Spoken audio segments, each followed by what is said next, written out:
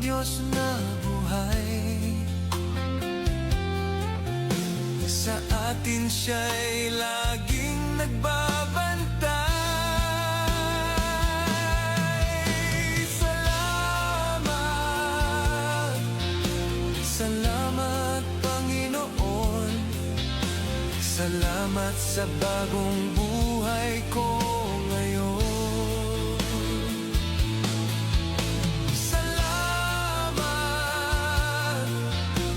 Salamat, Panginoon, dahil ako'y kinalinga mo, ako'y binihisan mo ng iyong banal na Espiritu.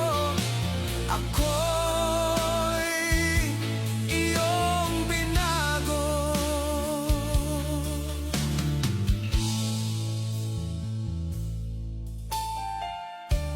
Ang buhay kong ito, binigyan niya ng kabuluhan upang siya'y aking paglingkuran.